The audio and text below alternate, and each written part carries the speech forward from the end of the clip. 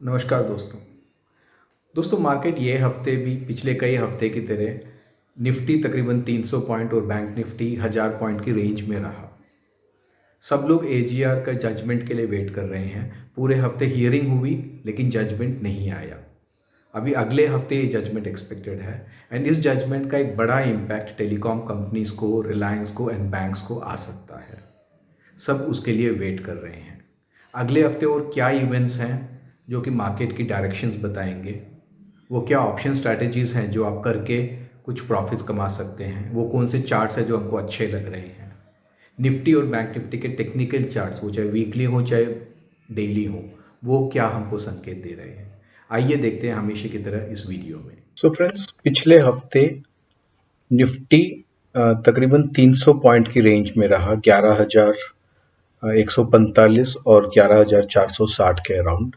And ये हफ्ते पूरा अगर देखा जाए तो तकरीबन 0.25% ऊपर बंद हुआ, जबकि बैंक निफ्टी वही 1000 पॉइंट की रेंज में रहा, 21,400 से लेके 22,400 तक।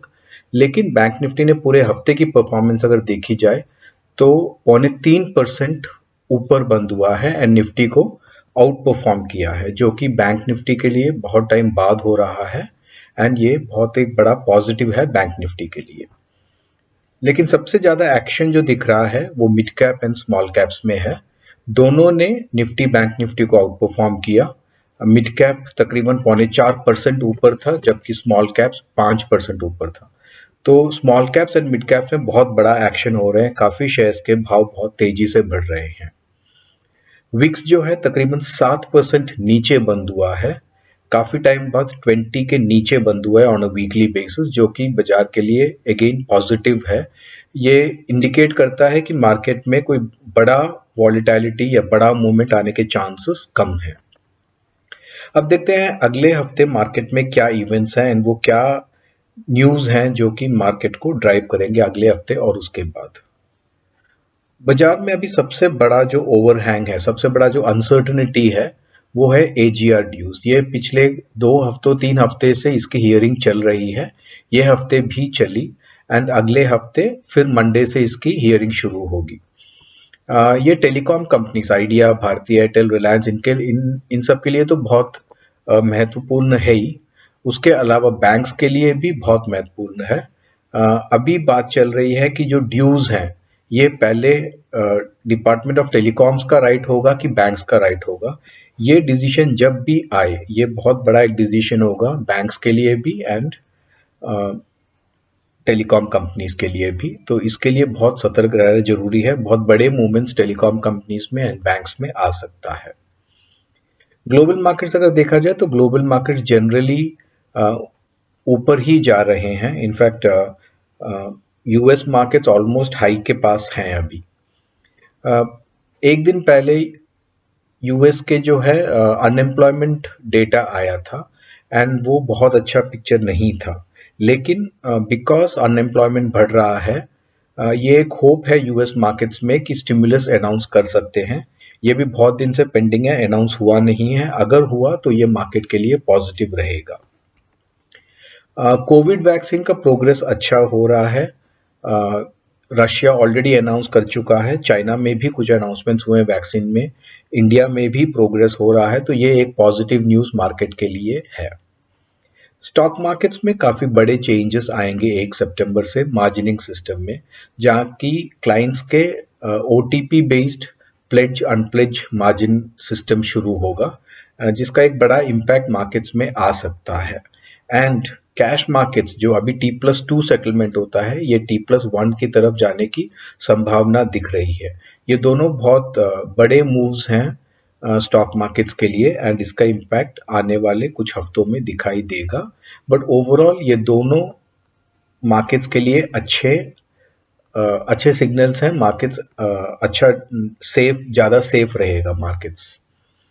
IRDA का ये हफ्ते डेटा आया था एंड वो डेटा दिखा रहा है कि हेल्थ इंश्योरेंस में काफी अच्छा पिकअप आया है। इनफैक्ट हेल्थ इंश्योरेंस अभी व्हीकल इंश्योरेंस से ज्यादा प्रीमियम्स कलेक्ट कर रहा है, जो कि इंश्योरेंस कंपनीज के लिए बहुत अच्छी न्यूज है। And insurance companies long term के लिए एंड इवन मीडियम टर्म के लिए खरीदे जा सकते हैं। पीएसयू बैंक्स, कुछ पीएसयू बैंक्स को प्राइवेटाइज करने की बात भी चल रही है एंड उस कारण आप देख रहे होंगे कि पीएसयू बैंक्स में काफ़ी एक्टिविटी हो रही है। तकरीबन 1.25 करोड़ किसान कार्ड्स अभी तक डिस्ट्रीब्यूट हुए हैं एंड 1 लाख करोड़ का क्रेडिट रूरल इंडिया में अभी जा रहा है, जो कि रूरल इंडिया के लिए मतलब एग्रीकल्चरल के लिए और एग्रीकल्चरल बेस्ड जो कंपनीज हैं उनके लिए बहुत अच्छा है।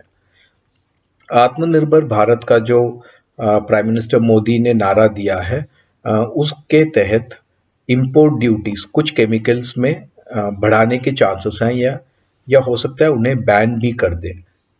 ये केमिकल कंपनीज के लिए बहुत अच्छी खबर है एंड वो भी एक इन्वेस्टमेंट्स के लायक दिख रहे हैं अभी। Mid cap and small cap, जैसे कि पहले कहा था, इसमें काफ़ी एक्शन दिख रहा है।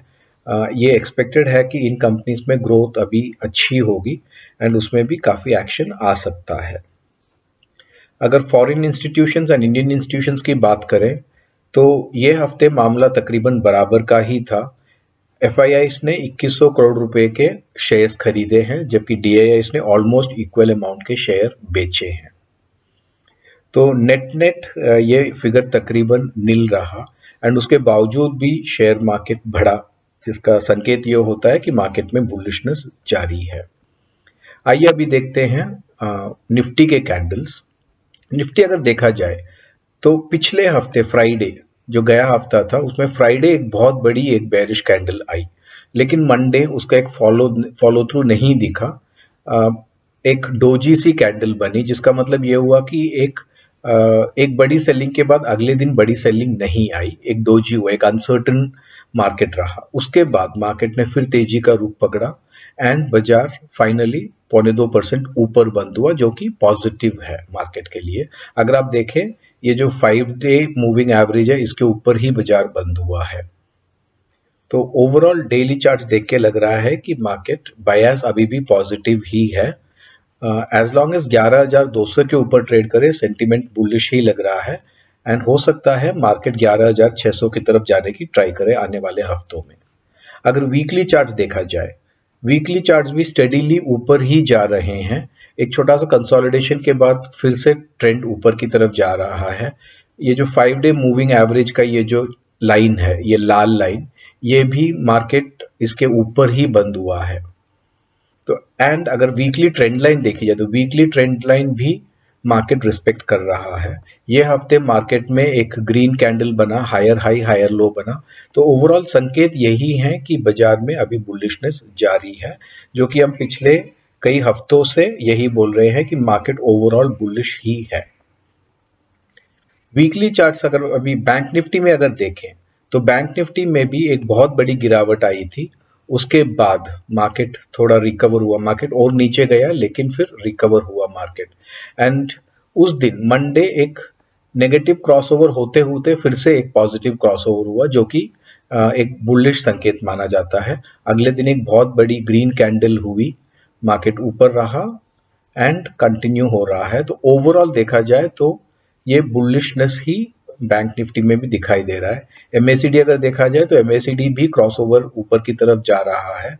आरएसआई देखे तो 55 के अराउंड है, जो कि अगेन पॉजिटिव है। तो एज लॉन्ग एज इसका 21,900 का एक लेवल के ऊपर ट्रेड करता हो तो ये बुलिश लगता है हमको एंड ओनली अगर 21,600 के नीचे जाए तो बेरिश आएगा। नॉर्मली हम एक्सपेक्ट कर रहे हैं कि इसमें एक बड़े मूवमेंट आ सकते हैं। वीकली चार्ट्स अगर बैंक निफ्टी का देखा जाए, 10 हफ्तों से मार्केट इस रेंज में है, तकरीबन 22,500 और 21,000 का रेंज में मार्केट चल रहा है। एक एक्सपेक्टेशन अभी यह है कि अगले हफ्ते हो सकता है कि ये एक ब्रेकआउट दिखे, तो ये भी एक बुलिश संकेत दिखाई दे रहा है।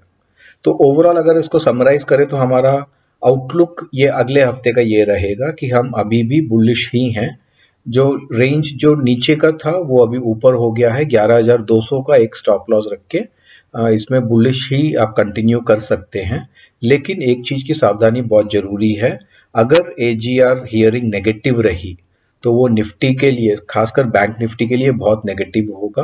एंड अगर इस स्थिति में हो सकता है बाजार 10,800 के आसपास भी चला जाए, लेकिन जनरली हमारा एक्सपेक्टेशन यही है कि मार्केट 11,630 की तरफ ही बढ़ रहा है। तो अगर आपकी लॉन्ग पोजीशंस हैं तो उसको आप होल्ड कर सकते हैं, या मार्केट्स में अगर डिप दिखे तो आप खरीद सकते हैं with a tight stop loss. पहला स्टॉप लॉस आपका 11,200 होगा। जजमेंट के लिए वेट कीजिएगा। अगर जजमेंट नेगेटिव रहा तो मार्केट और घट सकता है, बट अगर जजमेंट पॉजिटिव रहा तो 11,630 तक मार्केट जा सकता है। बैंक निफ्टी में हम ज़्यादा बुलिश चार्ट्स दिख रहे हैं। जैसे कि पहले कहा था 21,900 के ऊपर इसको हम बुलिश ही बताएंगे। 22,350 एक माइनर रेसिस्टेंस है, आज इसके जस्ट नीचे बंद हुआ है। अगर क्लोजिंग इसके ऊपर कभी आता हो तो इसमें 23,200 के लेवल तक जा सकता है, एंड अगर वहां सस्टेन किया तो इवन 24,000 का लेवल भी दिखाई दे सकता है। लेकिन इसमें एजीआर वर्डिक्ट का बहुत बड़ा एक फर्क पड़ेगा, तो ये आपको बहुत क्लोजली वॉच करना पड़ेगा। आइए अभी देखते हैं ऑप्शन स्ट्रेटेजीज। पिछले हफ्ते हमने जो कहा था उसमें आपको लॉस ही लगा होगा, क्योंकि हमने एक कॉशन के हिसाब से हमने एक नीचे की बटरफ्लाई बताई थी। लेकिन अगर आपने वो 1 या 2 दिन में एग्जिट कर लिया होगा आपने, तो ज़्यादा लॉस नहीं था, प्रॉबेबली 1,000-1,200 रुपये का एक लॉट में लॉस हुआ होगा। इस बार हम चूंकि मार्केट बुलिश दिखा रहे हैं, हम एक बुलिश ब्रोकन विंग बटरफ्लाई बोल रहे हैं। नाम जरूरी नहीं है, क्या करते हैं वो जरूरी है। इसमें आप एक लॉट 11,400 का कॉल खरीदेंगे, जो कि 74 रुपीज का भाव है, एंड इसके अगेंस्ट 11,500 का एक कॉल, 2 कॉल बेचेंगे जिसका भाव तकरीबन 20 रुपया है अभी, एंड उसके ऊपर 11,650 का एक कॉल लेंगे 7.5 रुपये में। तो इसमें आपका जो टोटल कॉस्ट आएगा ये तकरीबन 3,000 रुपये पर लॉट आएगा। अगर बाजार नीचे गया, कितना ही नीचे गया, आपका मैक्सिमम लॉस इसमें 3,000 का है। अगर बाजार 11,550 बंद होता हो तो आपका प्रॉफिट 8,200 रुपया रहेगा, एंड अगर बाजार बहुत ज्यादा बढ़ता हो तो भी आपको लॉस नहीं लगेगा, कम से कम आपको 750 रुपये पर लॉट का प्रॉफिट रहेगा। ये स्ट्रैटेजी अगले हफ्ते के लिए अच्छी लग रही है एंड आप कर सकते हैं। लेकिन इसमें भी अगर मार्केट 11,200 के नीचे बंद होता हो तो आप ये स्ट्रैटेजी से एग्जिट कर लीजिएगा। प्रॉबेबली 1,000-1,500 रुपये के लॉस में आप ये स्ट्रैटेजी से निकल पाएंगे, अगर 11,200 के नीचे क्लोजिंग रहा तो। अब देखते हैं इंडिविजुअल स्टॉक्स। हमको फेडरल बैंक का चार्ट बहुत अच्छा लग रहा है। आप अगर देखेंगे तो पिछले हफ्ते उसने एक क्रॉसओवर दिखाया है, 5, 13, 21 तीनों दिन का मूविंग एवरेज का एक क्रॉसओवर यहाँ आया है। अच्छा एक ब्रेकआउट दिख रहा है यहाँ, एंड अच्छा ब्रेकआउट दिख रहा है। MACD देखे जाए तो MACD भी एक पॉजिटिव ब्रेकओवर की तरफ जा रही है।